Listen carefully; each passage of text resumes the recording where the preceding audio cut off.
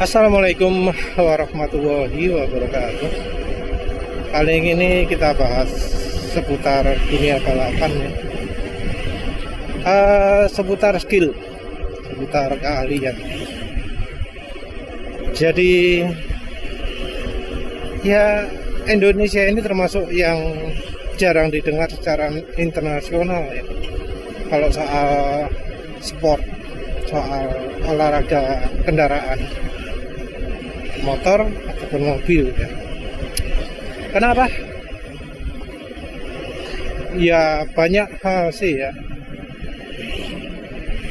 Modal salah satunya. Terus yang berikutnya adalah biaya impor yang ya luar biasa besar. Jadi di negara kita ini yang namanya pajak untuk barang impor itu sangat tinggi karena barang-barang untuk motor yang kelasnya balap itu harganya luar biasa. Jadi kalau di luar negeri ya mungkin nggak seberapa mahal ya kan. Di sini mahal, harga bisa 3 kali lipatnya. Padahal pendapatan per kapita bisa aja cuma sepertiganya.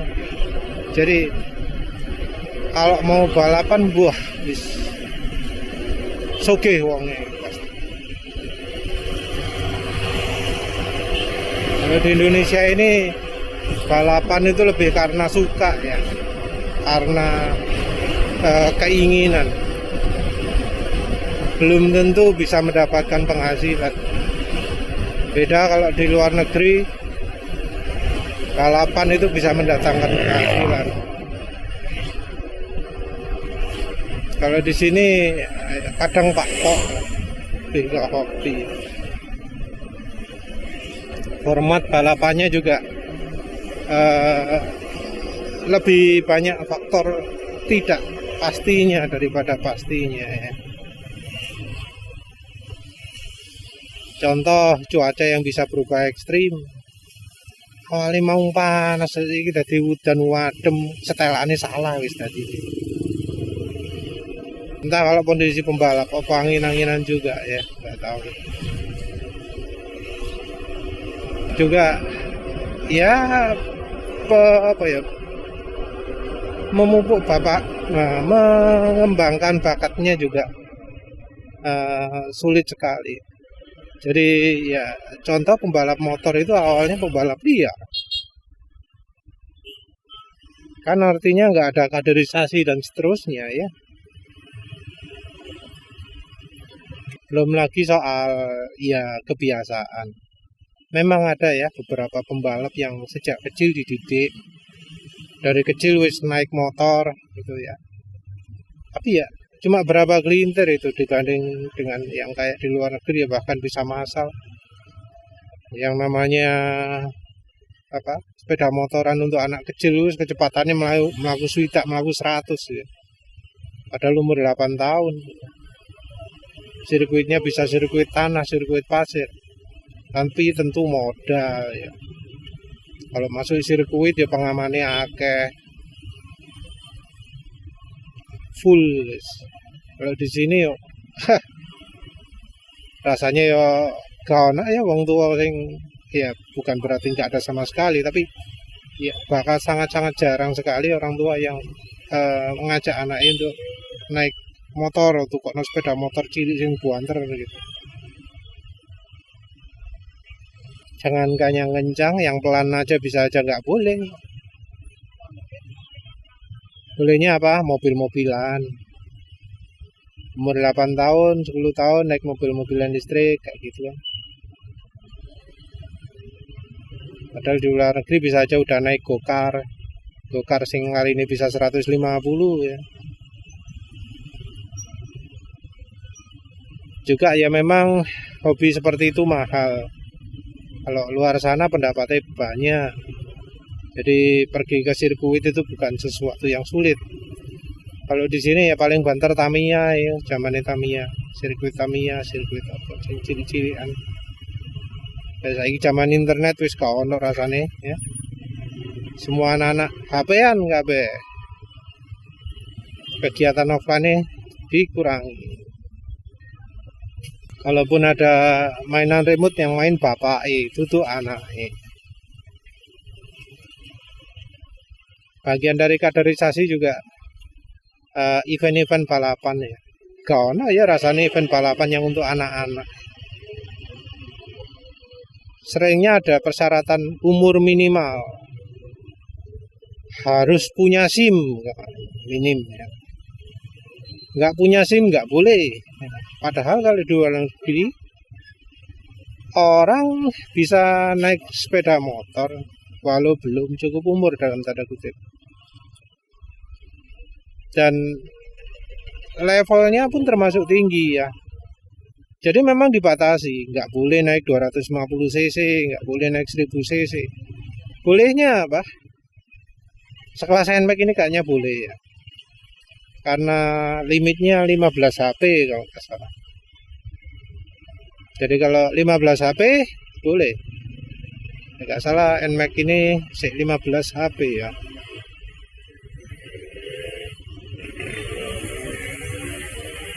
Hanya 15 HP di luar ya banyak.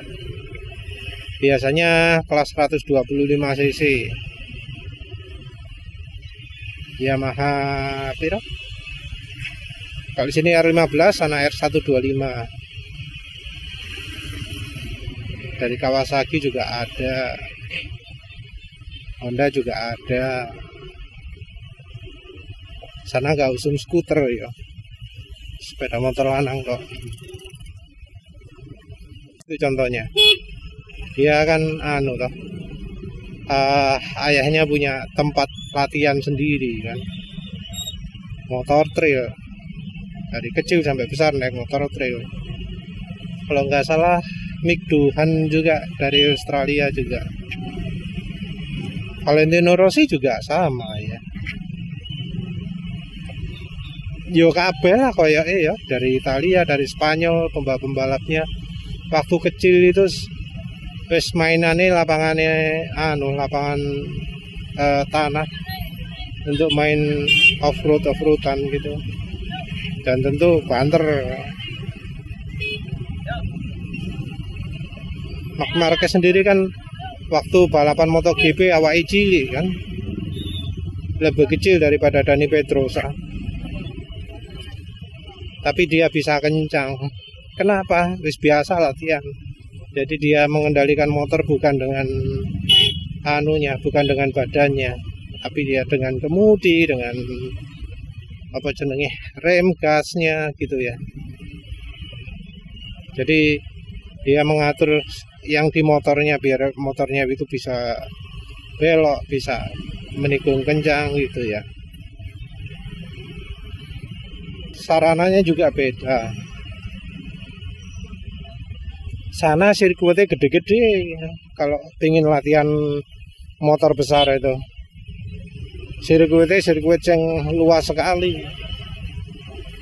Sini walaupun orangnya wis tuwek gitu, gak iso nang sirkuit besar. Seringnya sirkuit kecil. Apalagi ketersediaan sirkuit nggak kayak di luar sana. Sirkuit off-roadnya hampir nggak ada, sirkuit roadnya yang aspalnya juga minim sekali. Jadi kalau kita bicara pengembangan ya balik lagi ya ke soal uang. Kalau dibangun sopo sing bayari, kan? Dulu ada sirkuit Kenjeran masuk 40.000, ngono ana sing mlebu gak bayar tau apa.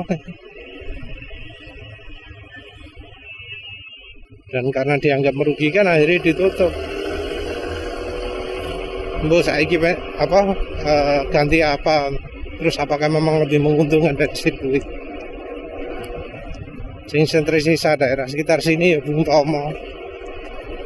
Makanya ya cukup banyak juga yang lari ke jalan.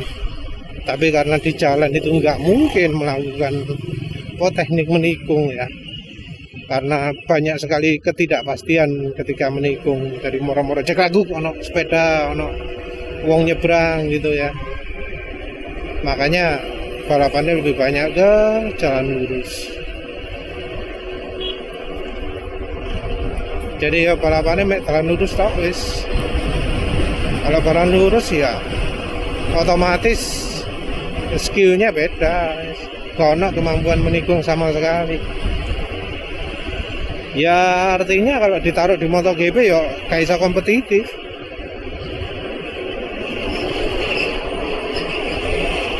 Joki netrak kalau kena MotoGP ya gak cocok lah ya. Ya balap liar juga biasanya yang di jalan umum ya. Tapi ya jalannya biasanya ya sing lurus. Jadi sing kelak-kelok. Untuk latihan jalan kelak-kelok susah kan. Tapi ya balik itu tadi, sirkuit yang ada biasanya jalannya kecil-kecil. Sempit-sempit, menggoknya akeh, pendek-pendek. Jadi beda sekali dengan nuansa balapan internasional yang ngombo. Nah yang motor aja kayak gitu apalagi mobil wis. Sing mobil walah wis makin mustahil. Pembalap-pembalap internasional biasanya ono modali ono sing modali. Jadi ya kalau pembalap masih belum terkenal bayar. Jangankan kelas jangankan kelas lokalan gitu ya. Kelas internasional pun gitu ya. Pengen balapan nang MotoGP itu kelas apa GP3 apa sih Moto3 kan bayar itu. Ada yang bayar 5 miliar dolar, ada yang bayar piro, wakeh bayar ya. Jadi pembalap-pembalap yang masih muda-muda, masih kecil-kecil harus bayar. Karena nggak sedikit orang yang pingin ikut. Baru kalau sudah posisinya tinggi dicari baru bayaran itu. Ya belum tentu juga pakpok ya, belum tentu juga apa jenenge balik modal. Yang balik modal ya mungkin cuma yang juara, dan itu pun juara kelas utama. Kalau juara masih kelas Moto3 ya bisa aja sih gak balik modal. Juara Moto2 juga bisa aja gak balik modal. Kalau soal F1 wis ojo ngomong lah wis. Itu kelas prestis luar biasa, mahal luar biasa ya. Kalau nggak punya talenta bakat super ya gak iso. Tapi yang balik lagi yang namanya bakat juga harus dikembangkan. Lek gak punya bakat ngono ya aja ngomong guys. Nggak punya apa basic, nggak punya apa jenenge pemupukan, nggak punya pengembangan ya saja ngomong guys. Jadi katanya kan orang Finlandia itu kencang-kencang ya karena memang dari kecil sudah dilatih. Kalau yang di Spanyol, di Itali itu yang umum motor trail. Kalau di Finland kayaknya go-kart ya. Go-kart yang tentunya kecepatannya edan-edanan. Ya di sini ada juga sih yang dilatih pakai go-kart. Sopo sing anake dilatih mulai dari umur 7 tahun lek gak salah. Go-kart yo go-kart banter. Saben ono kesempatan nang lintasan. Tapi ya gitu lintasannya terbatas, makanya juga terbatas. Kadang barengan wong liya, barengan sepeda motor. Go-kart bareng sepeda motor ya keganggu lah ya. Motornya keganggu, go-kart ya keganggu, saling mengganggu satu sama lain. Jadi ya untuk bisa latihan itu butuh duit, dan banyak yang kurang duit. Terus yang punya duit juga ya gak ada kesempatan. Yang namanya balapan juga ya bukan dipandang sebagai sesuatu yang bisa meningkatkan kesejahteraan ya. Ya sebenarnya sama sih, di luar negeri juga nggak begitu dipandang sebagai upaya meningkatkan penghasilan. lebih banyak misalnya dari sepak bola, dari ya yang lain-lain, bahkan kayak catur pun bisa memberikan penghasilan mungkin ya. Terus balik lagi lah, tapi kita bahas soal bukan ya pengembangan di Indonesia, tapi arahnya ya, arah olahraga sport secara keseluruhan itu kok ya apa ya, kayak ngarahnya kok malah ke arah yang enggak sport. Kita ngomong kendaraan ya, ya ini gara-gara adanya kendaraan listrik. Jadi kayak F1 gitu katanya, wes nelongso lah. Jadi kayak Formula E. Yang diadu itu bukan adu bantere lagi, tapi adu efisiensi. Adu efisiensi ini yang sangat dibenci ya. Kenapa kok yang namanya balapan kok malah adu efisiensi? Yang namanya balapan ada adu banter, itu adu efisiensi. Kan duduk balap itu, duduk racing guys. Racing itu kan apa istilah ya? Gak ngerti lah arti sebenarnya apa. Tapi kan racing itu kan kesannya ya caranya cek banter kan, saling berburu, saling mengejar. Kalau kemudian disuruh melakukan efisiensi ya artinya gak saling kejar lagi, tapi saling ya apa pasti itu ya. Ngerem ya di polno, ngegas di kayak alon-alon. Ini kita ngomong bicara yang F1-nya dulu ya.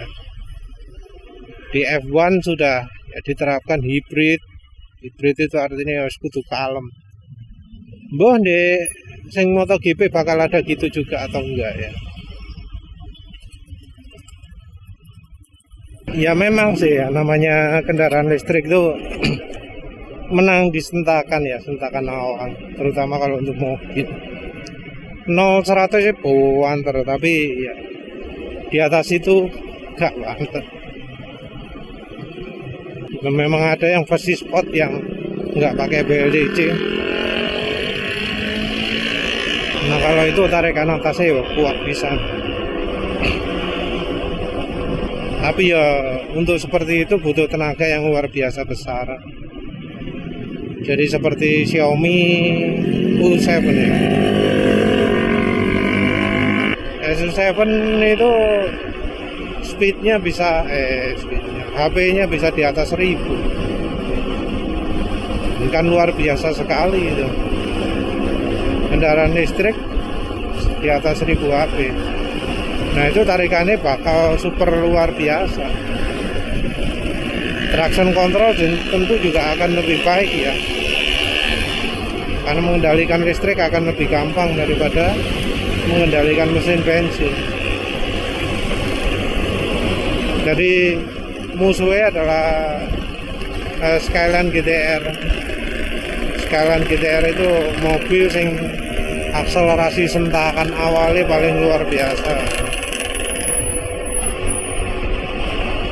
Jadi Skyline GTR itu kan mobil berat ya, tapi akselerasi ini so kayak mobil ringan. Musuhnya mobil-mobil yang beratnya cuma 1300 atau bahkan 1000 ya. Entah kalau teknologinya Skyline GTR diterapkan di Sesto Elemento mungkin buat mereka karu-karuan ya. Sekarang arahnya ke listrik, karena listrik ada keterbatasan jumlah lap. Jadi yo balapan nggak bisa 20 lap, 50 lap, sekali sos. Pirang lap ini? 10 mungkin. 10 itu banyak ya. Dan tentu nggak ada waktu ngecas. Kalau bensin masih bisa pit stop ngisi gitu ya. Kalau kendaraan listrik nggak bisa. Ini kesuwen. Yang juga bikin nggak menarik itu adalah suaranya. Jadi beberapa orang itu lihat balapan, nonton balapan itu karena ingin dengar suaranya. Jadi kalau di Formula One mungkin V10 itu ya yang paling banyak digemari suaranya.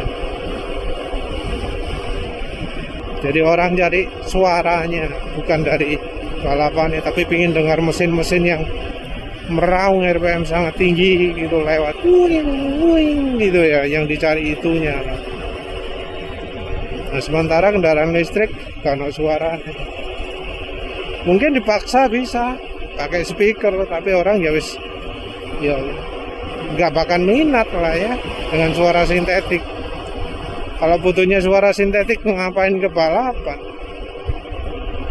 Dan programnya beres. Yang mensimulasikan mesin 4 silinder, 3 silinder segaris atau yang V gitu. Ada programnya. Program atau YouTube. Jadi lihat balapan itu senyap. Dulu zamannya dua tak, orang nggak cuma dari suara tapi juga dari bau ya. Merasakan suasana sing ngambune asteroid ya zaman ini. Dua tak digusur ya, habis gak bisa lagi, ada bau-bauan. Nah sekarang yang 4 tak pun mulai digusur. Padahal ya namanya kendaraan listrik ya nggak mendominasi sih rasanya ya. Walau di beberapa negara Eropa ono sing sampai mungkin sudah 80% listrik semua ya. Nanti itu sekitaran Eropa Utara mungkin ya. Negara Nokia itu nanti. Oh Finlandia juga ya. Tapi yang jelas ya polanya sudah mulai berubah. Di MotoGP mbuh kenapa yang E-nya belum dikembangkan ya, termasuk telat. Bahkan yang namanya mesin bensin kayaknya masih terus dikembangkan karena kan implementasi ECU modern baru di tahun 2027. Nah, pada zaman wis berkembang sangat pesat di MotoGP ketinggalan. Walau memang ada beberapa teknologi yang dijegal sama Ducati, seperti misalnya hydraulic valve ya, apa jenenge? Hydraulic valve itu apa istilahnya? Aku lagi. Soalnya kalau ada itu, kalau unggul ya Ducati, karena kan keunggulan mesin Ducati ya dari situnya kan. Yang lain masih perklep, Ducati sudah top. Oh iya, pneumatic valve. Iya bola wis. Orang kalau jadi males nonton kan ya lama-lama penyelenggaranya jadi sadar sendiri. Karena kan ya keputusan pakai listrikan itu kan lebih karena politis, masalah politis. Bukan dari keinginan fan. Nanti kalau sudah jauh dari fan ya mungkin kayak NASCAR gitu ya. Jadi orang mulai males lihat NASCAR karena apa? Gak seru. Pernah ada komentar dari awal sampai akhir podo urutannya. Padahal NASCAR dulu itu penuh dengan salip-salipan. Tapi karena regulasi jadi gak ada salip menyalip. Nah, kalau dari penyelenggaranya nggak paham, nggak peka ya dari pendapat fans, ya bakal mati lah lombanya, bakal mati lah apa jenenge sportnya. Karena kan ya sport itu bermula dari fans ya, mungkin orang fans yang ya keinginannya nggak kena, pingin pembalap balapannya lebih berbahaya, tapi yo kalau di MotoGP lain lagi ya. Dari penyelenggaranya pengen balapannya lebih berbahaya, digawe lebih mengerikan, pembalap dibuat lebih mudah jatuh. Masa ya teknologi yang bisa mencegah jatuh dikurangi. Teknologi yang ironinya justru yang WSBK-nya yang lebih mapan ya. Walau memang untuk WSBK kurang banyak ya yang nonton ya, karena memang terlalu dilimitasi. Karena kalau nggak dilimitasi yo bisa mengalahkan yang kelas MotoGP yang prestise itu. Pabrikan-pabrikan sendiri lebih senang ikut WSBK karena ya limitasinya minim, lebih sedikit lah daripada MotoGP. Kalau MotoGP kan Ducati yang berkuasa. Kalau di WSBK gak ono sing istilah berkuasa. Jadi pabrikan kayak BMW, Suzuki ono enggak? Ya mestinya ono lah.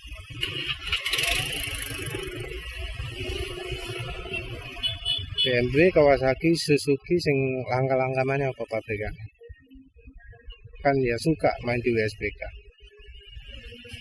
Ya wes lah, itu saja. Terima kasih sudah menonton. Assalamualaikum warahmatullahi wabarakatuh.